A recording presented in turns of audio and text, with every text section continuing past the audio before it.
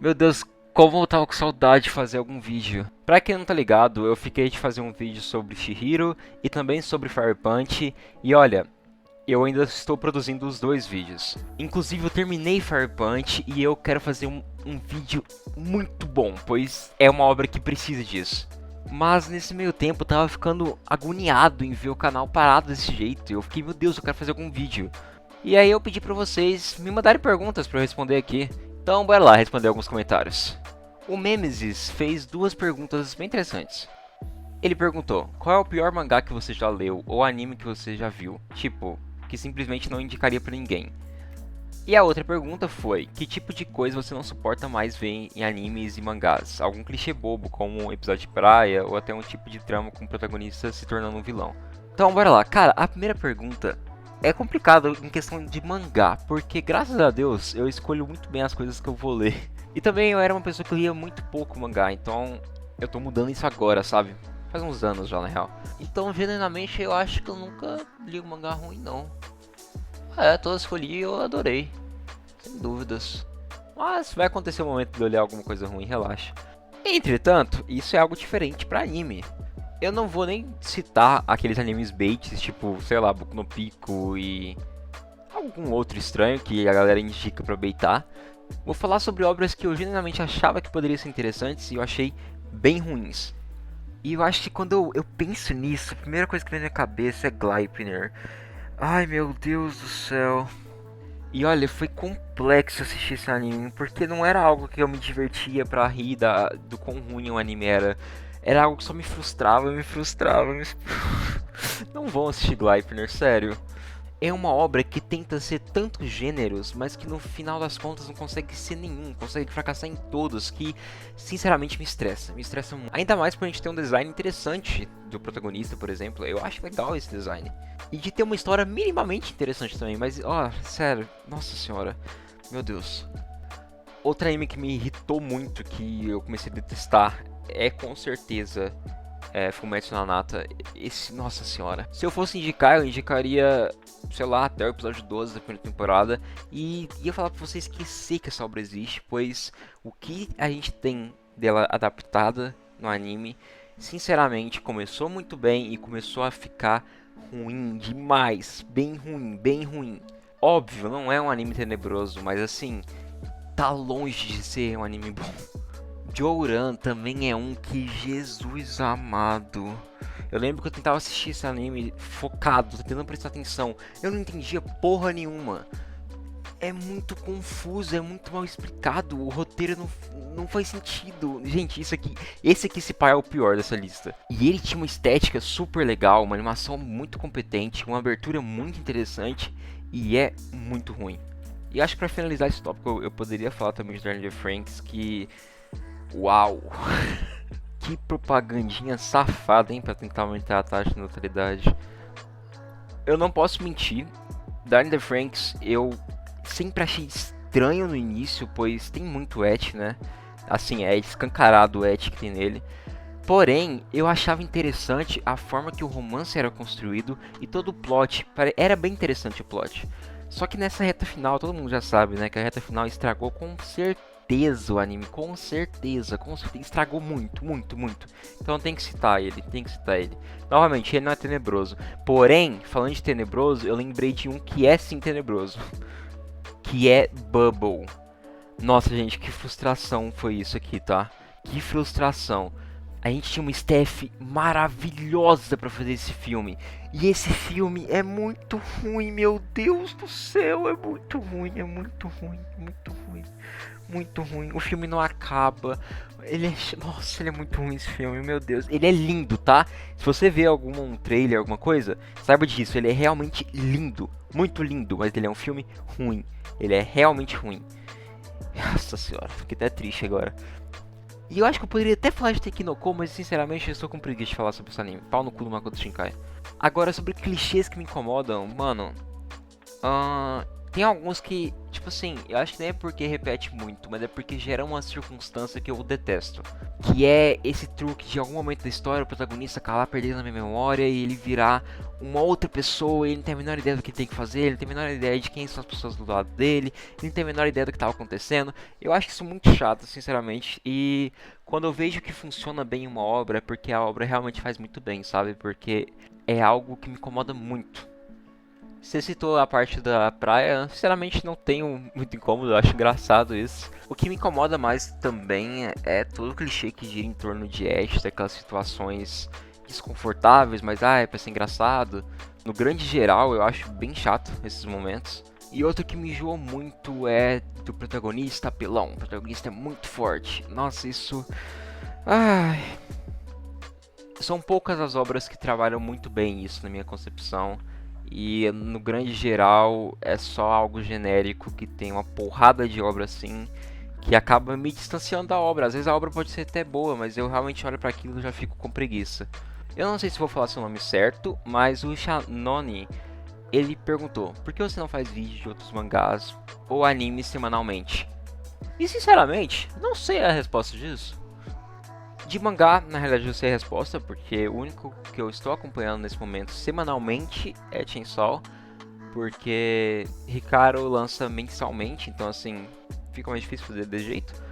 E eu preciso dar uma boa lida em obras que estão paradas, eu preciso ler, por exemplo, Dandadan.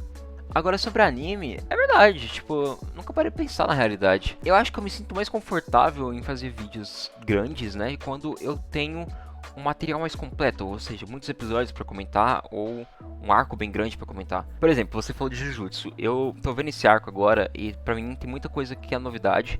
Claro que eu tenho uma porrada de spoiler porque misteriosamente a comunidade de Jujutsu é a que mais gosta de spoiler os outros, então assim, então eu já sei muitas coisas que vai acontecer. E, pô, chegou ao ponto que eu já tô relevando receber spoiler. Tudo bem receber spoiler. É sério, gente. Eu fiquei em choque com toda essa comunidade. Porque na primeira temporada, acabou a primeira temporada, eu abri o YouTube, eu via, pá, uma thumbnail com puta spoiler de uma morte de um personagem. Eu ficava, caralho, que é isso? Mas voltando ao meu exemplo, Jujutsu, eu quero muito comentar sobre esse arco de Shibuya. E todo episódio eu meio que faço minhas anotações mentais aqui do que eu quero discutir com vocês. Então eu acabo ficando nesse impasse, tipo, será que eu comento um episódio que eu achei legal? Por exemplo, o último foi maravilhoso, eu queria comentar sobre ele. Eu queria muito comentar sobre ele de verdade. Só que ao mesmo tempo que eu pensei isso, eu falei, pô, mas se eu comentar sobre ele, eu vou ter que falar de Shibuya no geral. E aí, será que eles vão querer ter outro vídeo só sobre Shibuya? Então, sinceramente, comentem aqui se vocês querem que eu faça vídeos de animes semanais. Apesar de ser algo que eu não faço, não é algo que eu não queira, tá? Então pode ser uma boa ideia. Então comentem aí se vocês gostariam disso. E muito obrigado pelo comentário e pela sugestão. Ai ai, o Cacheta JC, ele fez a pergunta: assistir as 3 temporadas seguidas de Tokyo Revengers ou a segunda temporada de Till Your Eternity de uma vez só? Ai ai, velho. Ai meu Deus. Olha, Júlio, realmente tu sabe fazer uma pergunta difícil, viu? Mas, sinceramente, eu acho que você sabe dessa minha resposta. Pô, tipo assim, bora comparar nossas duas experiências, do que a gente assistiu de Tokyo Revengers e o que assistimos de Fumetsu no Anata. Fumetsu no Anata começou muito bem e ficou muito ruim. Tokyo Revengers sempre foi mediano pra ruim, então assim, é divertido Tokyo Revengers pelo menos. Tem umas coisas de Tokyo Revengers que são realmente ruins que a gente acaba rindo, então assim, é muito melhor assistir as 3 seguidas de Tokyo Revengers do que Fumetsu no Anata de verdade, mano. Eu iria sofrer bem menos, Ai, mano. Olha as perguntas, velho. O Drizzly queria me deixar desconfortável, mas olha, não foi dessa vez. Primeiro, ele me questiona sobre a minha opinião sobre hentai. E bem na sinceridade, a partir do momento que as pessoas estão fazendo obras que, assim, normalizam crimes, daí eu sinto que é óbvio dizer que é extremamente problemático. Ao ponto de que isso não deveria existir. E na realidade isso é bem normalizado pela cultura japonesa. Mas agora, na sinceridade, a partir do momento que as pessoas estão produzindo uma arte que é mais 18, que novamente, como eu disse, que não abrange temáticas muito estranhas, muito duvidosas, muito criminosas, sinceramente não incomoda a sua existência para mim. Até porque gente, a gente vê como a internet é e a gente sabe que tem vários artistas que começam produzindo conteúdo mais 18 desse jeito. Então, mesmo eu não consumindo, eu sei que tem muito artista que tira seu sustento através disso, de Patreon e etc. Então, sinceramente, isso eu acho justo, mano. Não é fácil ser artista, ainda mais no Brasil, então se eu vejo algum BR fazendo arte mais 18, eu acho ainda mais válido para essa pessoa. E assim, a gente tem exemplos de mangakas famosos que começaram nessa indústria. Querendo ou não, isso pode ajudar na carreira de um artista. Para vocês terem uma ideia, o autor de Ghost in the Shell já fez hentai. O autor de Hellsing também já se envolveu com esse tipo de obra. Mano, até mesmo gente que estava envolvida em Pokémon também já fez hentai. E eu tenho certeza que essa lista é ainda maior, só que esses é o que eu lembro. E que também, né, eu já pesquisei sobre. A única coisa que eu espero é que essas obras de hentai que eles já fizeram não sejam daquele jeito que eu falei pra vocês, criminosas, porque aí a gente tem um baita problema. Mas sinceramente, apesar de ser extremamente problemático, pois a gente tem muita coisa que é normalizada, sendo que tem umas coisas ali que não deveria nem existir, eu entendo quem acaba tendo uma vertente pra esse lado, pois igual eu disse, ser artista não é algo fácil e eu não vejo problema nenhum dessas pessoas quererem tirar uma grana fazendo esse tipo de coisa. Ou sei lá também, a pessoa só quer fazer o desenho. Pô, tipo assim, a pessoa é livre pra fazer o que quiser, é a arte dela. Sem contar que muitas vezes acaba servindo como um estudo mesmo. Podendo até aperfeiçoar coisas que um artista não sabia fazer muito bem. Então é isso, se as pessoas estão fazendo tudo certo, deixa as pessoas serem felizes, é isso aí. Mas com certeza devemos criar mais consciência do quão problemática essa cultura é. É muito problemática, gente. Daí o Drizzly, ele me perguntou se eu fiquei incomodado com as perguntas e ele ainda falou o que eu achei dessas perguntas dele. Sinceramente não fiquei incomodado, é um tema interessante de discutir. Pô, gerou uma discussão legal aqui. E é claro que eu sei que você fez essa pergunta pra brincar um pouco, mas assim, tá de boa, eu gostei da pergunta. O Bachad fez um comentário bem interessante e bem importante. Inclusive, é bem pessoal também. E eu amo ver esses comentários de vocês. Eu não sou uma pessoa que consegue ajudar todo mundo e tem as melhores respostas para todo mundo, infelizmente. Mas eu gosto muito de tentar ajudar vocês. Sempre recebi uns comentários muito lindos mesmo. Alguns comentários difíceis, que eu imagino que a pessoa está passando por dificuldades. E eu acho que talvez por eu ter uma certa bagagem nessas questões, eu fico ainda mais sentimental quando eu leio cada comentário sobre isso. E eu sempre estou respondendo, sempre estou tentando ajudar vocês com o que eu consigo, porque, igual eu falei, eu não sou um profissional nessa área, não sei todas as respostas. Sempre peço para vocês procurarem as pessoas próximas de vocês, procurarem um especialista, tanto em psicologia, que possam ajudar vocês. Mas eu quero deixar claro que esse canal é um espaço totalmente aberto para vocês trazerem essas questões. Eu sempre vou tentar responder e eu sei que muitos vídeos aqui eu abro margens para isso, eu sempre abro discussões para isso, até quando eu falo sobre Chainsaw, a gente tá em um arco bastante depressivo, então a gente acaba voltando em questões como essas, então se sintam sempre confortáveis para conversar sobre isso aqui, tá? Mas bora pro comentário dele. Ele me perguntou 3 coisas, ele me pediu 3 coisas, digamos assim. Ele falou, eu tô quase chegando na fase adulta, tem alguma dica aí? A segunda pergunta foi, sabe quando vem aquele vazio, quando você teve ele, como faz para poder preencher ele sem que ele volte? E no último ele falou, eu sei que pode ser difícil isso, mas quando tu chegar em 1K ou outra meta, você pretende criar um servidor no Discord? Dica pra chegar na fase adulta? Sinceramente, bem sinceramente, eu tô ainda tentando aprender também. Eu recém fiz 23 anos, eu sinto que tô aprendendo algumas coisas, mas eu ainda tenho muita vivência a aprender, a ter. Mas eu acho que uma dica válida é você sempre abrir seus olhos para os erros que você cometeu e os erros de outras pessoas.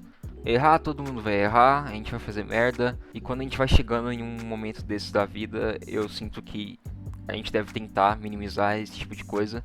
Então é interessante a gente parar, observar mesmo o ambiente, observar o que a gente errou, o que a gente pode fazer de melhor.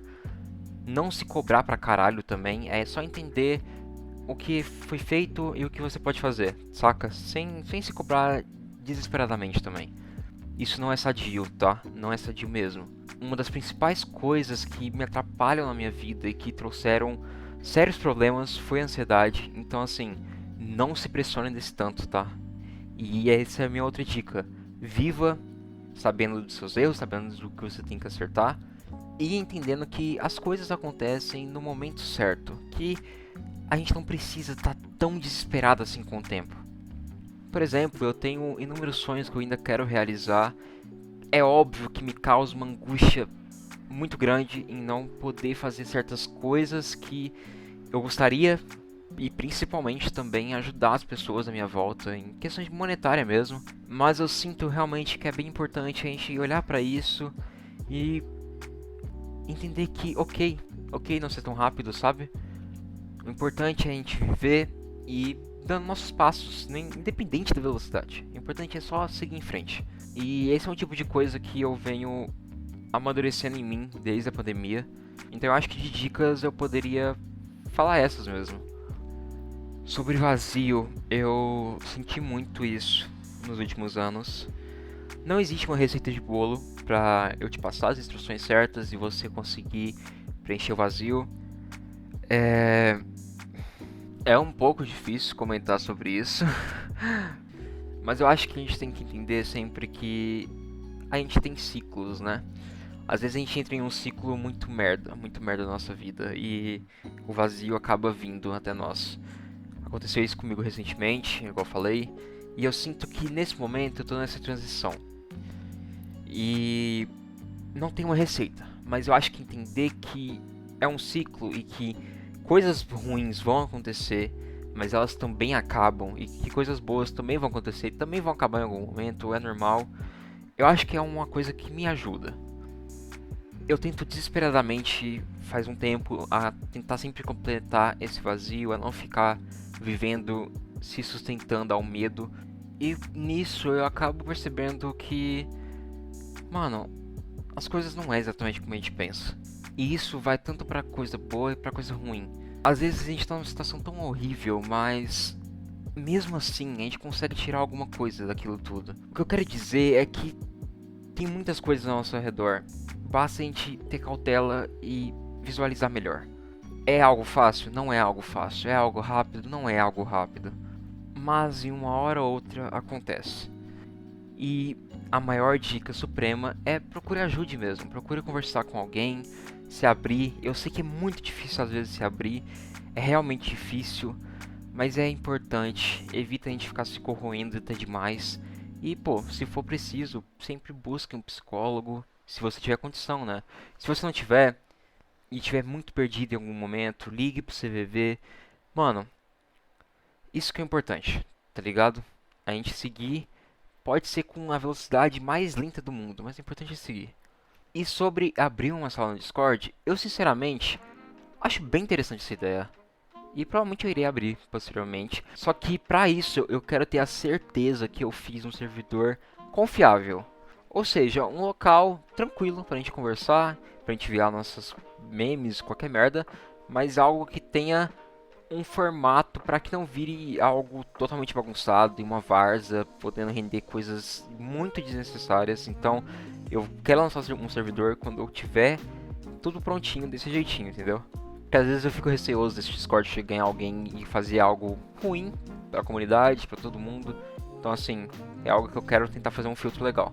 A minha sorte é que vocês são realmente maravilhosos, então eu não me preocupo com vocês. Eu realmente me preocupo com alguém de fora e que acaba fazendo alguma palhaçada em um possível servidor. Então eu quero deixar claro que sim, eu quero fazer, pois isso vai melhorar muito a nossa interatividade. Mas eu quero fazer direito, então não vou dar prazo pra ninguém. Talvez chegue antes do 1K, não se preocupe, mas não quero dar prazo. Muito obrigado pelas perguntas e fique muito bem, tá? O Ellison Bezerra fez uma pergunta bem interessante e ela foi sobre Chainsaw Man, então bora lá. A Makima estava errada? Tudo bem que ela tinha métodos duvidosos, mas o plano dela era realmente ruim ou absurdo? Acho que isso não foi muito bem explorado no mangá e ficou confuso. Esse é um questionamento interessante porque o próprio mangá faz ele pra gente. Quando a Makima revela todo o seu plano e tudo mais, é bem interessante. Pois além de ser chocante, faz sentido, é igual você falou. Então, o que ela fez é errado quando a gente pensa em questão de ética. Mas agora quando a gente pensa em uma situação onde poderia render muito mais controle para toda a população, de fato, pode parecer certo o plano dela. Mas apesar de ter todo esse fundamento e de que sim, iria trazer alguns benefícios para a humanidade, infelizmente cai por terra, pois é realmente muito desumano o que a Makima faz. Então, eu entendo o que você quer dizer e eu concordo que faz sentido o plano dela e que poderia sim ajudar, mas infelizmente eu não tô aqui querendo acreditar muito nos fins que justificam os meios, pois a Makima foi uma pessoa muito, muito maldosa desde sempre e inúmeras pessoas sofreram por conta disso, e ter toda essa ideia de controle absoluto praticamente na vida das pessoas, vai por mim, eu não acho que seria bom. E de fato, esse final é bem acelerado no mangá. Sinto que pode sim causar uma confusão, mas vai por mim, tá ali as discussões. A Makima fala com os personagens sobre isso, a Makima fala com a gente, ela demonstra bem os seus pontos de querer apagar a existência desses medos, dessas coisas horríveis. Mas é o que eu disse, apesar de sim poder trazer frutos do seu plano, é algo bem vilanesco e bem cruel, não só pro Denji, mas sim pra todo mundo daquela obra. O Gabriel dos Santos fez os seguintes comentários, e olha, é bem aleatório. Na primeira ele pergunta, você já foi pro exército? Foi dispensado? Como foi a situação?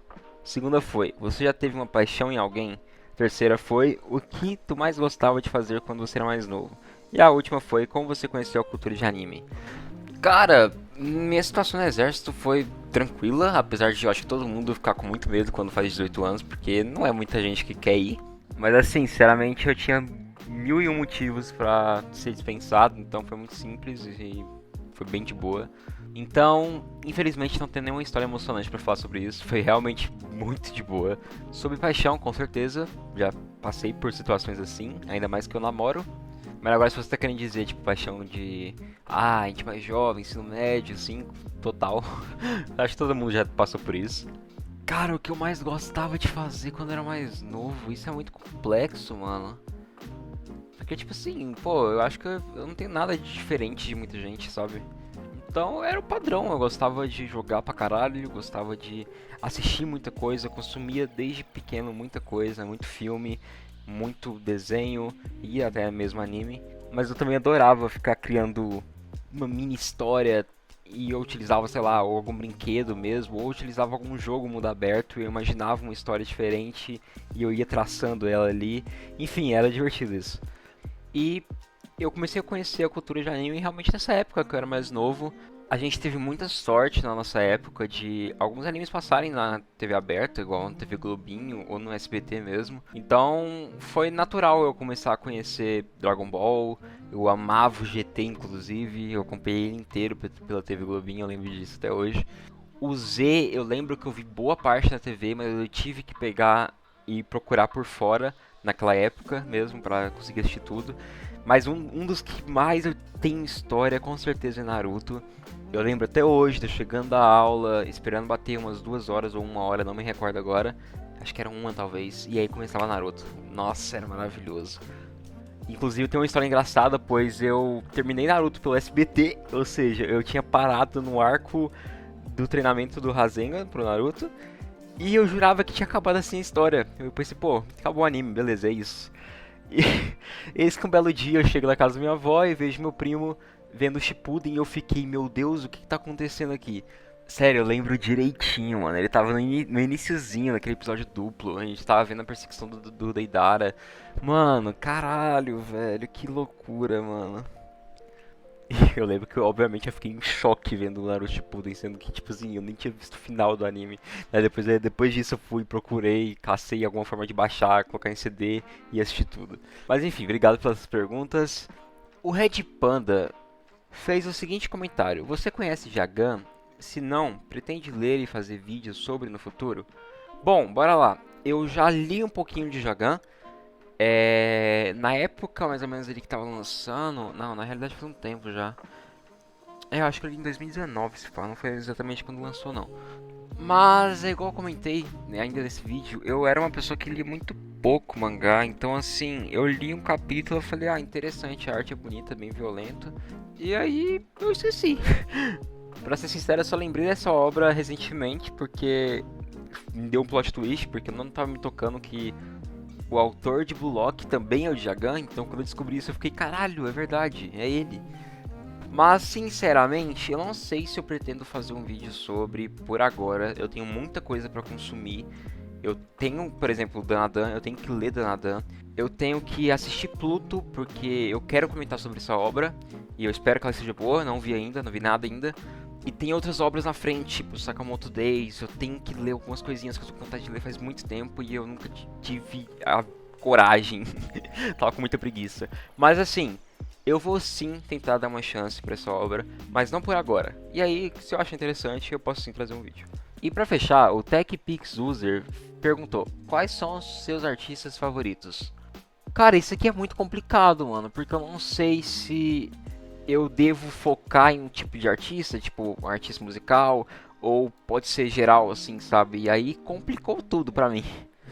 Nessa categoria de anime e mangá, eu tenho que falar sobre o Hideaki Anno, eu tenho que falar também sobre o Asano, que é incrível. Obviamente, o Fujimoto tá aqui também, a Umino também, o Yuasa, a Oyama também, enfim, bastante gente. Assim, eu falei esses e só apenas de mangá e anime, mas agora eu super responderia mais artistas que eu gosto em outras áreas, é só me perguntar e especifica e aí eu vou saber direitinho. Porque agora eu só consegui pensar rápido nesses, porque por exemplo, se eu for falar de música, vai ser complicado. Eu só sei citar dois aqui que eu gosto muito. Mas é isso, eu espero que eu tenha citado os artistas que você pensou mesmo, da área de anime e tudo mais. Se não, me especifica que na próxima eu te respondo. Bom, mas é isso, cara, como eu adoro fazer esse tipo de vídeo, um vídeo mais descontraído, pra saber o que vocês estão achando, pra saber suas perguntas, eu gosto pra caralho disso. Eu amo interagir com vocês, é realmente muito bom. Vocês são uma comunidade do caralho mesmo.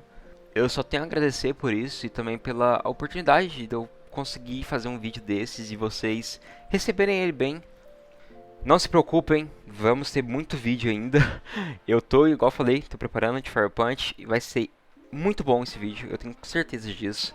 E para Chihiro, eu também tô animado pra fazer esse vídeo, vai ser interessante, pois Chihiro é um filme que é bem confuso, é bem interessante de falar sobre.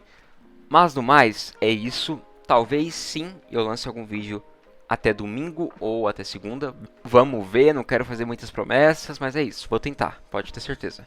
E é isso, gente. Adoro vocês. Muito obrigado pela atenção de sempre. Por favor, comentem sobre o vídeo. Eu fiz alguns questionamentos para vocês que eu quero muito saber a resposta de vocês. Então, por favor, comentem e sempre continuem interagindo. Eu amo usar a aba comunidade. É uma das coisas que eu acho mais legais que o YouTube criou. Desde a época que lançou essa funcionalidade, eu falava, caralho, que da hora. Então, assim, eu vou sempre utilizar muito, muito, muito, muito. Então, fiquem atentos aí. É isso. Até.